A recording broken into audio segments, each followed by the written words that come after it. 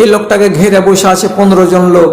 ওখানে যে ইহুদিদের আন্দাজে সালাম দিছে, তো ইহুদিদের সালাম আলাদা, মুসলমানদের সালাম আলাদা, সিপিএমদের সালাম আলাদা, এগুলা তো জানা আছে কিনা? মুসলমানের সালাম হলো আসসালামু আলাইকুম, ইহুদিদের সালাম হলো শুলুম, আর কমরেডের সালাম হলো লাল সালাম। তো ওই যে ওকে সালাম দিছে ইহুদিদের সালাম শুলুম। সালামটা শুনেছে নবীজি এমনি করে চোখ তুলে তাকিয়ে বলছে, ইহুদির বাচ্চা আয় বস। কাছে এলো, একটা টোনা থেকে এতটি খেজুর বের করে দিয়ে বলছে, ওগো ভালো মানুষটা, তোমার ডানে বামে যতটি লোক বসে আছে এরা সবাই আধা অনাহারে আছে। আমি আমার বাগান থেকে এই খেজুরটি এনেছি, এদেরকে দেন আর আপনি নিজে খান, আপনাদেরকে সাদকা দিলাম। কি দিলাম? সাদকা দিলাম, সদকা নিয়ে খান। রাসূলুল্লাহ টোনাটা থেকে একটা একটা দুটা দুটা করে খেজুর নিয়ে নিয়ে একে দিলেন, ওকে দিলেন, ওকে দিলেন, ওকে দিলেন, সবাইকে দিলেন, কিন্তু নিজে একটা খেজুরকে ফেড়ে বিচিটাকে ফেলে মুখে দিতে গেলেন না, চুপচাপ মজলিসে বসে থেকে গেলেন। এই লোকটা তাকে জিজ্ঞেস করে বলছে, আপনি দুটা খান না ভাই? তো তিনি বলছেন, অর্থাৎ নবীজি বলছেন, আনা আল্লাহ আকল সাদাকাতে, আমি জীবনে সাদকা খাই না। আহারে, সলমান ফার্সির দিলের কোণাতে মনে হয়েছে আলো জ্বলে উঠেছে।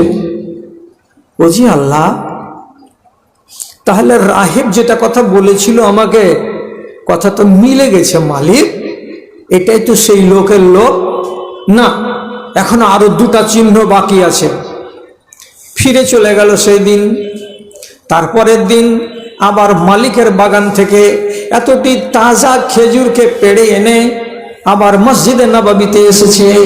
আসার পরে আল্লাহ পাকের রাসূলের কাছে বসার পরে বলছেন, হাজিহি হাদিয়াতুন লাকা ইয়া রাসূলুল্লাহ, হে আল্লাহ পাকের রাসূল, এই খেজুরটি আপনাকে হাদিয়া দিলাম, আপনাকে খাওয়ার জন্য দিলাম। রাসূলুল্লাহ যখন শুনতে পেলেন যে এটা হাদিয়া, এটা অনুদান, তখন আল্লাহ পাকের নবী মুচকি হেসে খেজুরটাকে একটাকে ফেড়ে মুখে দিলেন, দিয়ে চিবিয়ে খেলেন আর আল্লাহর শুকরিয়া আদায় করলেন। আর অন্যান্য ডানে বামে যারা সাথী ছিল তাদেরকে দুটা চারটা করে দিলেন। যখন নবীজি একটা খেজুরকে চিবিয়ে গিললেন, তখন এই সালমান ফার্সি তরুণ যুবক অন্তরের ভেতরে আনন্দ বোধ করার পরে বলছে, রব্বুল আলামিন, আমি যে জিনিসটাকে খুঁজছিলাম মনে হয় সেটাই পেয়ে গেছি। কালকে আমি একে কি দিয়েছিলাম? সাদকা, তো খাইনি। আজকে আমি একে হাদিয়া দিলাম, তো ইনি খেয়ে নিলেন। আর এটাই হলো লক্ষণ শেষ নবীজির। আমাকে কে বলেছিল? তো পাদ্রী বলেছিল। বলছে আর একটা তো ফাঁকা আছে, ওইটা দেখবো, দেখার পরে কাজ করব। দুদিন পরে আবার এসেছে রাসূলুল্লাহ। বাকি কবরস্থানে একটা লাশকে মাটি দেওয়ার জন্য গেছেন। লম্বা জামা কাপড় নাই, খালি একটা চাদর গায়ে দিয়ে আছেন। আর এই লোকটা দুদিন এসেছে রাসূলুল্লাহর কাছে। রাসূলুল্লাহকে দেখে চিনে নিয়েছেন। ওই সেই লোক তুমি নাকি? হ্যাঁ, জি জি জি, আমি সেই লোক। বারে বারে পিছন দিকে যাচ্ছে, বারে বারে পিছন দিকে গিয়ে এমনি এমনি করে খালি উঁকি মারছে, খালি উঁকি মারছে। রাসূলুল্লাহ বুঝে নিয়েছেন। আর যখন বুঝে নেওয়া, পিঠের উপর থেকে গামছাটাকে এমনি করে চাড়লেন, আর যেমনি চাদরটাকে সরিয়ে দেওয়া, বাহুর মাঝখানে আন্ডা বরাবর একটা মাংস বড় হয়ে আছে। এটা হলো মোহরে নবুয়াত। এই জিনিসটাতে সালমান ফার্সি এমনি করে হাত লাগালেন। আর লাগাবার পরে সামনের দিকে নবীজির কাছে এসে বলছেন, হে রাহমাতুল আলামিন, আমি হলাম একটা অগ্নি পূজকের বেটা। আমার বাপ ইরানের আসফাহান শহরের জমিদার। আমি আমার বাপের অগ্নিতে সারা সারা দিন ফুঁক লাগাতাম, লকড়ি দিতাম। আমার বাপ চাইনি যে আমি ধর্ম ত্যাগ করি, কিন্তু ওই আগুনের পূজা করে আমার মন শান্তি পায়নি। তার জন্য চলে গেছিলাম সিরিয়ার মাটিতে ঈসা নবীর ধর্মকে খুঁজতে। ঈসা নবীর ধর্মকে খুঁজে স্কুল কিনারা পেলাম না। তারাই খোঁজ দিয়েছিল যে সহি ধর্ম যদি পাওয়া যায় তো খেজুরে ঘেরা একটা দেশ আছে, শহর আছে, ওখানে গেলেই পাওয়া যাবে। তো এই আমাকে সত্যকে খুঁজতে খুঁজতে এদিকে আমার 4 বছর 5 বছর 6 বছর সময় কেটে গেল। আমি আজকে আপনাকে পেয়েছি, আর আমি দেরি করব না, আপনার হাতে হাত দিয়ে আমি সহি দিনের তলাশ করব। তার জন্য এসেছি। কি করতে হবে বলুন? আল্লাহ পাকের রাসূল ওই মদিনার কবরস্থানের এক পাশে দাঁড়িয়ে দাঁড়িয়ে তারাকে হাতে হাত লাগিয়ে দেওয়ার ফলে কলেমা তাইয়্যিবা পড়ালেন, আর পড়াবার পরে বললেন, আজ থেকে তুমি মুসলমান, তোমাকে সঠিক দিনের দিশা দান করা হবে। ধর্মকে খুঁজে বেড়াচ্ছিলেন, কতদিন লাগলো টাইম? 6 বছর ইনি ধর্মকে খোঁজ করছিলেন, আর আপনি ধর্ম বিক্রি করে বেড়াচ্ছেন দেশে দেশে রোজ রোজ। চিনেন না, চেনেন না, জানেন না, জানেন না মুসলমান ধর্মকে কেমন বিক্রি করতে পারে, কত করে বিক্রি করতে পারে। বেশি দূরের কথা নয়, গ্রামের নামটা বলবো না, শুধু ভালো করে স্টেশনের দক্ষিণ দিকে একটা গ্রামের এক বেটি ছেলের বিয়ে হয়েছে। তো যখন তখন ফোন লাগিয়ে দেয়া, ওই হ্যালো আর গেল, হ্যালো আর গেল। তো 5 মিনিট 7 মিনিট 8 মিনিট 10 মিনিট গল্প করে। আর মা আর শাশুড়ি কহে, হাগে চলে, হা তুই আর তো কি গল্প করছিস গে? বলছি কি করবো জি মা, আর মা গল্প লাগালছে তো ছাড়তে চাহে না। তাই কে গল্প করছে? ওর মা। এই করে রোজ গল্প করে, কেউ যদি কিছু বলে তো বলছে ওটা মার সাথে গল্প করছিলাম। স্বামীটা একটু আধ খেপা, ও তখন বলছে মার সাথে যদি গল্প করিস তো সকালে একবার বিকালে একবার, এত গল্প কি থাকে? একদিন ও ফোন লাগিয়ে শাশুড়িকে কইছে, তুমি অতক্ষণে তোমার বেটির সাথে গল্প করছো, খালি কাজের ক্ষতি করছো। 1 মিনিট 2 মিনিট কথা কয়ে নিলে তারপরে কহবে যে যা রে বেটা যা, তো শাশুড়ির সাথে কাজ করগা। তখন শাশুড়ি কইছে, কোজি বাজি, আমি তো 16-17 দিন থেকে আমি তখন কথাই কইনি আর বেটির সাথে। এসে কইছে, তুই যে কইছিস মার সাথে গল্প করছি, তো মা যে ফের কইছে না আমি 16-17 দিন থেকে গল্প করিনি। তো যা হয় থেকে শরম করছে, তার লেগে কথা কয়েছে। ফের আর একটা বাহানা, ই সোজা হলে কি হবে? সোজা যদি কোনোদিন টেढ़া হয়ে যায় তো আর মতন বোঝা দুনিয়াতে নাই। মোবাইলটাকে নিয়ে যায় একটা হুঁশিয়ার ছেলেকে কইছে, এটা দেখতো, হ্যাঁ কেমন করে বলে বের করা যাবে কার সাথে কয় মিনিট কথা বলেছে। বলছে যাবে। তখন 97 33 160 679 নম্বর লাগিয়ে দিয়েছে আর একটা মোবাইল থেকে। আর লাগিয়ে দেওয়ার পরে তখন কইছে, হ্যালো কে তুমি? তো কইছে আমি জয়নাল, তোর বাড়ি কোনটা? যে কয়লা পাথার। তখনই কইছে, হারে শালা তুই উমুক মায়ের সাথে সারা সারা দিন গল্প কিসে লেখছিস? তখন ও বলছে, কে তুমি? যেই আমি হই, তুই গল্প করিস কি করিস না? ও স্বীকার করলেন না। বাড়ি এলো এ সোজা খেপা, আর আসার পরে বাপরে বাপ আঁচল করে এক মাথাকে এরকম করে গলার কাছে ধরে পিঠে আর পেটে যত দূর পেরেছে উঁচা আর নিচা করে মাইরা বহুটাকে লঠিয়ে দিয়েছে। দেওয়ার পরে বলছে, তোর মার সাথে গল্প করছিলি রে না তোর নাঙের সাথে গল্প করছিলি, ঠিক করে কহা। তাহলে এখন ধরা পড়লো 8 দিন পরে, বলে না হয় স্বীকার করলো, কিন্তু এই যে 8 দিন যে চললো, স্বামী হয়ে যাওয়ার পরে একটা মেয়ে ছেলে যদি তার আগলা বন্ধুর সঙ্গে গল্প করে, তো এটা ধর্ম কি না বেটি ছেলে, না ধর্ম বেচা বেটি ছেলে? আপনি বলেন তো, এগুলোর সংখ্যা কম না বেশি? অনেক। ধর্ম বেচিয়েন না। মাঝে মাঝে ইমানটাকে এমনি এমনি করে হিলিয়ে হিলিয়ে দেখবেন আমার ইমানে পোকা টোকা লেগে যায়নি তো। যদি পোকা লেগে থাকে মাঝে মাঝে তওবা করবেন, আর ওই পোকাটাকে ছাড়িয়ে দেওয়ার ব্যবস্থা করবেন। কি করলে ছুটবে?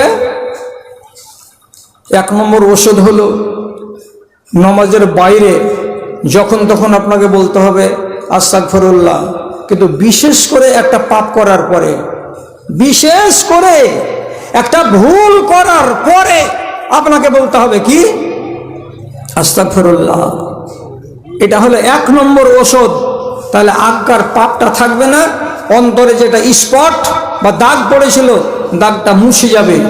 আর যদি আস্তাগফিরুল্লাহ না পড়া যায় তাহলে পরে স্পট থেকে গেল, আর একটা স্পট পড়বে, আর একটা স্পট পড়বে, হক চেপে যাবে, বাতিল ফলে ফুলে বৃদ্ধি পেয়ে যাবে। যদি বিশ্বাস না লাগে তাহলে আপনাকে সহি হাদিস বলছি। একটা লোক খেজুরের বাগানে কাজ করছে, সাহাবী,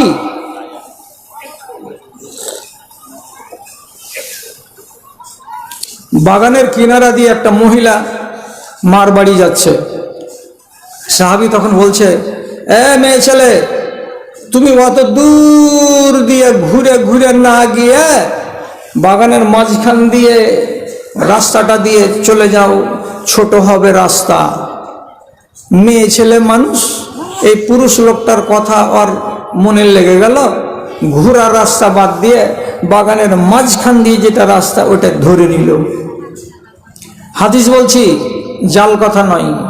যখন মেয়ে ছেলেটি হাঁটতে হাঁটতে এই সাহাবীর কাছে এসেছে, সাহাবী বলছেন, আমি খেজুরের গাছের গোড়ায় কোদাল চালিয়ে চালিয়ে চালা দিচ্ছিলাম, পানি দিচ্ছিলাম, আমার কোদালখানাকে আমি রেখে দিলাম, আর দেওয়ার পরে আল্লাহম তোহা ওয়াকাব্বাল তোহা ওয়াল্লামস্তোহা, ওই মেয়ে ছেলেটিকে ওর অনুমতি না নিয়ে গায়ের জোরে তাকে আমি ধরে নিলাম।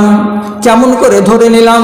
হাদিসের শব্দ বলা হচ্ছে লাজাম তোহা, আমি তাকে জড়িয়ে ধরে নিলাম। তারপরে সাহাবী নিজে বলছে ওয়াকাব্বাল তোহা, আমি তার মুখে চুমু খেয়ে নিলাম। তারপরে সাহাবী নিজে বলছে আমি তার গায়ে হাত লাগিয়ে দিলাম। কটা কাজ করলো? তো তিনটা কাজ। তাকে জাপটিয়ে ধরে নিল, যেমন করে একটা মানুষ নিজের জায়েজ স্ত্রীকে জাপটিয়ে ধরে নাই, ওই রকম করে আমি তাকে জাপটিয়ে ধরে নিলাম, একটা ভুল। তারপরে আমি তাকে চুমু খেয়ে নিলাম, দুইটা ভুল। তারপরে আমি কি করলাম?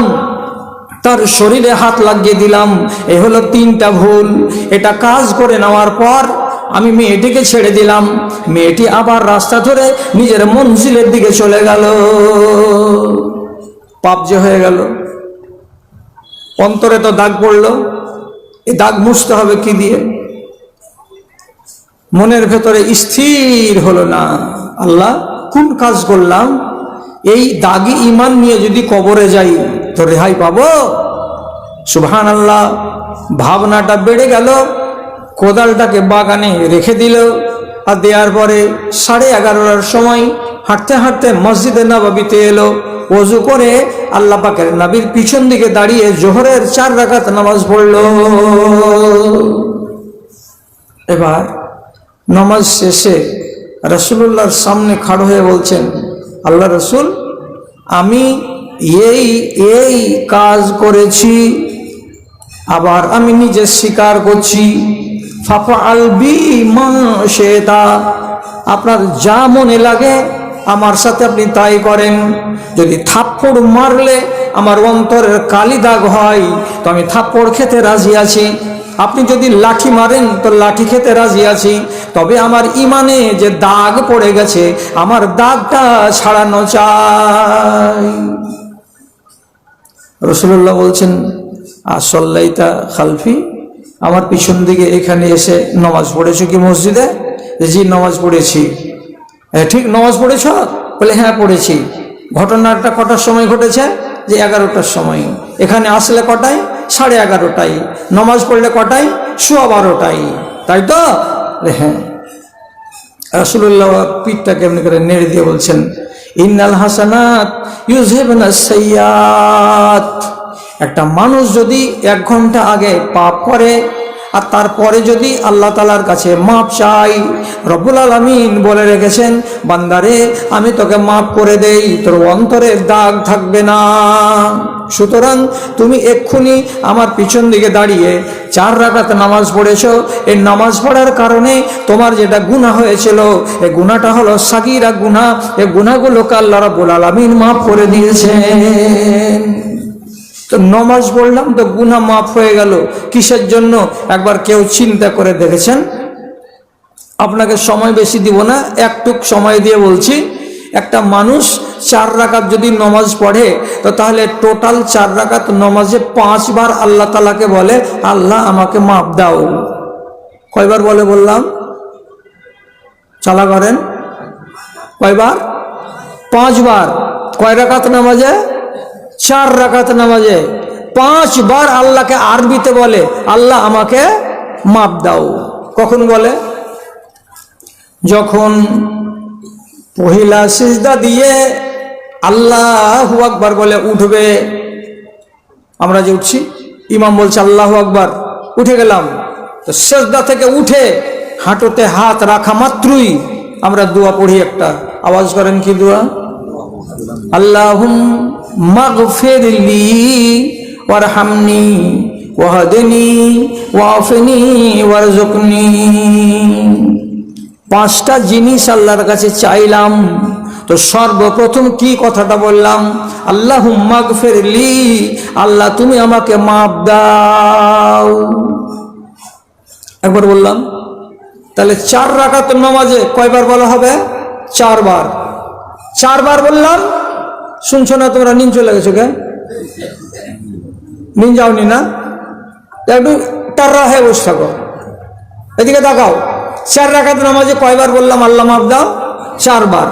এবার শেষ তাশাহুদে বসে আত্তাহিয়াত পড়লেন, আল্লাহুম্মা সাল্লি আলা পড়লেন, তারপরে আরেকটা দোয়াতে আপনি যেবার শুরু করবেন, ওই দোয়াটা কি? এটা আস্তে করে কখন আগে খালা। আল্লাহুম্মা ইন্নী জালামতু নাফসি জুলমান কাসীরান ওয়া লা ইয়াগফিরুয যুনুবা ইল্লা আনতা। তারপরে কি বলি? ফাগফিরলি মাগফিরাতাম মিন ইনদিকা। ওখানে আর একবার আমি বললাম, এই আল্লাহ তুমি আমাকে মাফ করে দাও। আহারে আহারে, নমাজটাকে আল্লাহ তাআলা বলছেন এমনই ইবাদত যে আমার বান্দার আর আমার এক সমান ভাগ। কোন কথা শুনছি জি? বান্দার আর আল্লাহর সমান ভাগ মানে কি?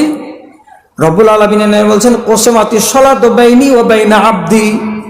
নামাজ এমন একটা ইবাদত, তাতে আল্লাহ বলছেন আমারও কাজ হবে আর আমার বান্দারও কাজ হবে। দেখেন, এটা বলার টাইম নেই, এখন আর বলছি না এটা।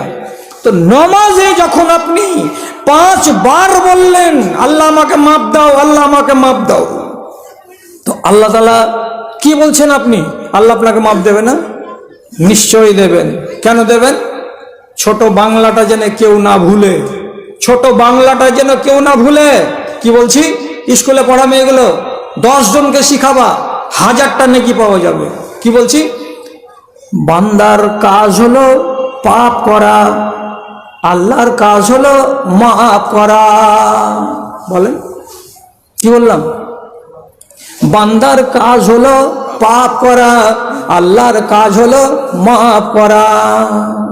রব্বুল আলামিন বলছেন কুল্লু বানি আদম খাত্তাউন। যত আদমের বেটা আর বেটি দুনিয়াতে আছে সবাই গুনাহগার, সবাই গুনাহ করে। কেউ 4টা করে, কেউ 5টা করে, কেউ 10টা করে, কেউ 1টা করে। তাহলে যত আদমের বেটা আর বেটি আছে সবাই গুনাহগার। আমরা গুনাহ করি, কাজে আমাদের চরিত্র হলো গুনাহ করা। আর আল্লাহ রাব্বুল আলামিন কোরআন মাজিদে যেখানে সেখানে বলছেন ইন্নাল্লাহা গাফুরুর রহিম, আল্লাহ গাফুরুর রহিম, গাফুরুর রহিম। তার মানে কি? আল্লাহর কাজ হলো মাফ করা আর বান্দার কাজ হলো পাপ করা। তাহলে দাগ যেন দিলের উপরে না পড়ে। দাগ সাথে সাথে আপনাকে ধুয়ে নিতে হবে, দিয়ে অন্তরটাকে পরিষ্কার করে রাখতে হবে। কিন্তু এই শেরশাবাদের দেলে কি দয়া আছে? এরা যত ওয়াজ শুনুক আর চরিত্র টেढ़ा তো টেढ़াই থাকবে, আর একটু করে বাকড়ামি আর হ্যাকড়ামি করবেই করবে। মুর্শিদাবাদে একটা মাদ্রাসার জালসাতে ইশতেহারে লেখা আছে কি যে 15 বছর থেকে নিয়ে 25 বছরের বেটা ছেলের জালসাতে আসা নিষেধ। করেন তো হাজি, শুনতে কেমন লাগলো কথাটা? 15 বছর থেকে নিয়ে 25 বছরের পুরুষ লোকেদের জালসাতে আসা নিষেধ। কেনের মানে হলো যে 15 বছর থেকে নিয়ে 25 বছর পর্যন্ত শেরশাবাদের যতটি বেটা আছে এরা হলো লুচ্চা লাফাঙ্গা, এরা হলো গান্ডার, এরা হলো মস্তান, এরা হলো সান্ডা, এরা হলো পান্ডা। এদের শতকরা 95টা ছেলের কাছে আদর্শ নাই, দিন নাই, ধর্ম নাই, শিষ্টাচার নাই, আদব নাই। এরা হলো শুধু বেয়াদব, শুধু বেয়াদব। তিরঙ্গা চাবাবে, গুটকা চাবাবে, আর শুধু বাজারে বাজারে একে ওকে হুঁড়া দিয়ে বেড়াবে, সিগারেট টানবে, আর এটা করবে সেটা করবে। আর যেখানে বেটি ছেলের ভিড় দেখা যাবে সেখানে জেনে শুনে একে হুঁড়া ওকে হুঁড়া, হুঁড়া হুঁড়ি গুতাগুতি করে বেড়াবে। এরা মানুষের বাচ্চা নয়।